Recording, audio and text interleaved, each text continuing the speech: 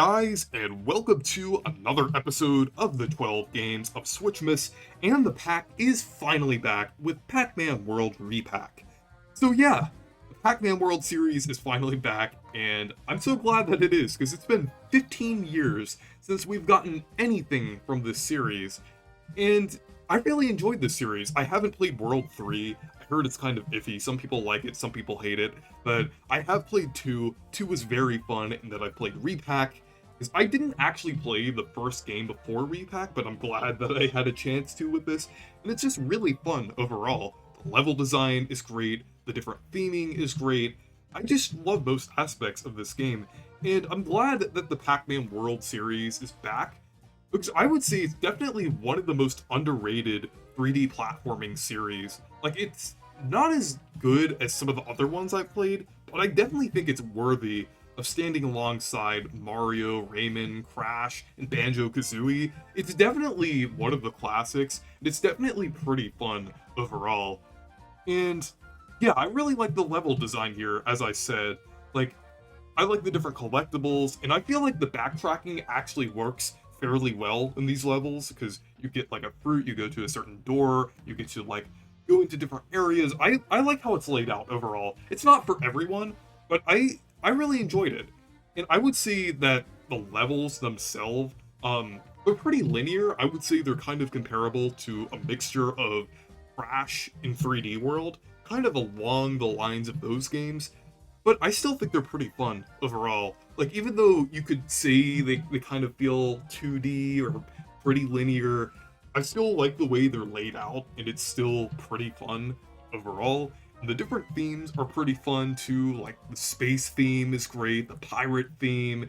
They're definitely more memorable than the themes in Pac-Man World 2. World 2 was a little more generic, but World 1 has some great themes here and some fun bosses overall. And yes, they even did fix like some of the boring and extremely hard bosses in from the first Pac-Man world.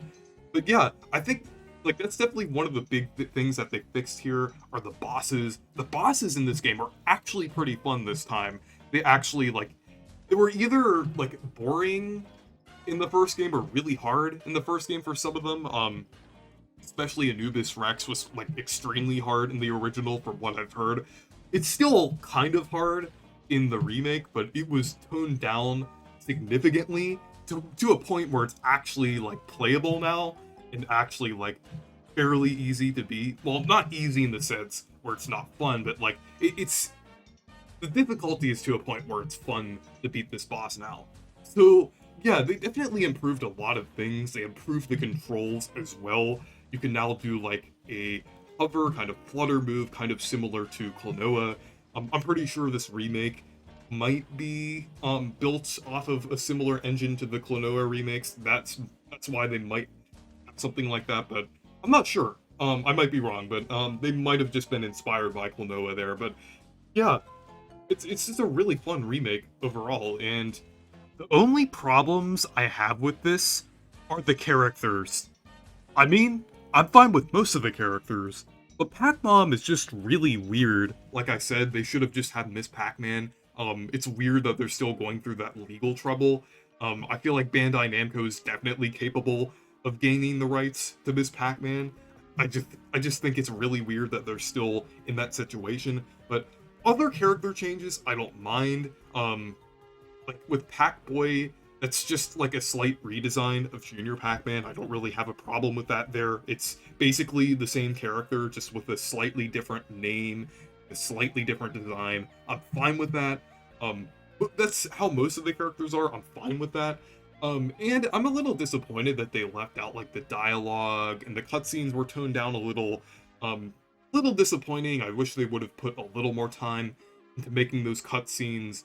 But I still think it's cool overall. Like, most of the characters and things here are on par with the original, especially Talkman. I actually think Talkman has a better design here than in the original. I think, I really like his design here overall, and Orson as well, even though they technically don't mention Orson's name on there, but, yeah, it's pretty good remake overall. I really enjoyed it.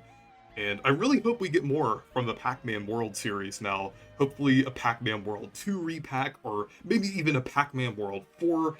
That would be great. But yeah, overall, I definitely recommend checking out this remake. I'm glad it's more accessible now, since the original game wasn't that accessible. I mean, it was really only on the PS1, and it didn't really get any re-releases, but Pac-Man World Repack, very accessible. It's on all consoles, and I definitely recommend it. And it's a pretty good price, too. Like, only $30. And, I mean, if Nintendo would have released something like this, it would have been $60. But, yeah, $30 is great for this game. It's, like, not as long as most games. It's only a few hours long, but I would say it's definitely worth it. And it definitely takes a little longer to 100% as most games do.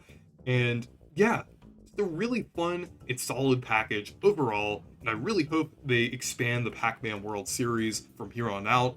And yeah, anyways, thank you guys for watching this video. Make sure to leave a like and subscribe for more, and make sure to check out my Discord server and Twitter if you want to. Goodbye.